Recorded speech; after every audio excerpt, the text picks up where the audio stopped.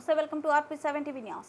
మూతల్ నియోజకవర్గంలో లోకేశ్వరం మండల కేంద్రంలో కాంగ్రెస్ నాయకులు మరియు కార్యకర్తల విస్తృత స్థాయి సమావేశం జరిగింది. ఈ సమావేశంలో ముఖ్య అతిథిగా జిల్లా ఇన్ఛార్జ్ మంత్రి మరియు పంచాయతీరాజ్ శాఖ మంత్రి సీతక్క మరియు మాజీ మంత్రి వర్కిలు ఇంద్రకరణ్ రెడ్డి, మాజీ శాసనసభ్యులు విఠల్ రెడ్డి, మాజీ శాసనసభ్యులు నారాయణ పాటిల్, వేణుగోపాలాచారి, మూతల్ నియోజకవర్గం కోఆర్డినేటర్ వెంకటరామరెడ్డి మరియు ఎంపీ అభ్యర్థి ఆత్రం సుగుణ పాల్గొన్నారు. కార్యకర్తలు భారీ సంఖ్యలో హాజరయ్యారు. దాదాపుగా 8-9 లిఫ్ట్ ఇరిగేషన్ ఇచ్చాం.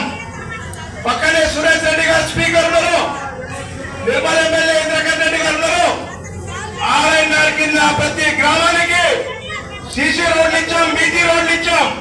దాని తర్వాత టీఆర్ఎస్ ప్రభుత్వంలో ప్రతి సంవత్సరంలో కేవలం ఒకే ఒక్క బ్రిడ్జ్ నిర్మించడం జరిగింది. వేరే కార్యక్రమాలు కూడా ఏం కాలేదు.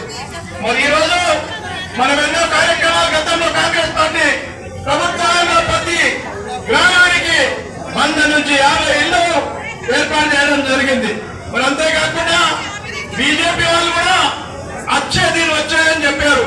అచ్చే దీని ఒకటే 400 సిలిండర్, 500 సిలిండర్ 1200 చేశారు. మరి అంతేకాకుండా 17 లక్షల రూపాయలు మీ అకౌంట్ లో వేస్తారని ₹1 కూడా ఇవ్వలేదు. గతంలో కాంగ్రెస్ పార్టీ ఘనత జరుగుతుంది. సోనియా గాంధీ గారి నాయకత్వంలో, యూపీఏ చైర్పర్సన్ నాయకులు, మన హయాంలో రాజశేఖర రెడ్డి గారి హయాంలో 73,000 కోట్ల రుణమాఫీ చేయడం జరిగింది. ఈ రోజు బీజేపీ ప్రభుత్వం ఏం చేస్తుంది?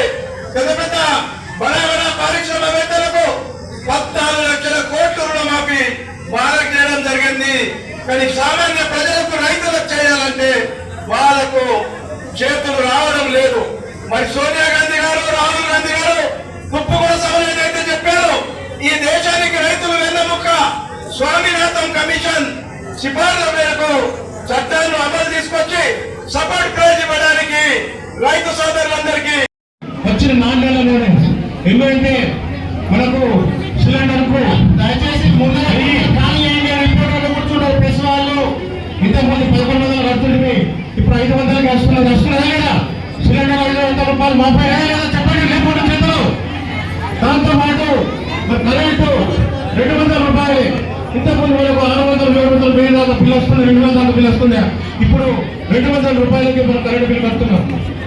మరి దాంతో పాటు ఆరోగ్యశ్రీ కూడా ఇవాళ బీమా అయితే ముందు 5 లక్షల మంది 10 లక్షలు పెంచడం జరిగింది. ఇది కూడా మంచి సౌకర్యమే. మరి రాబోయే రోజుల్లో మరి మొన్ననే 3 రోజుల క్రితం మన గౌరవ ముఖ్యమంత్రి రేవంత్ రెడ్డి గారు మరి నిర్మల్ సభలో ముఖ్యమంత్రితో పాటు మన ఇన్ఛార్జ్ మంత్రి సీతక్క గారు చెప్పడం జరిగింది.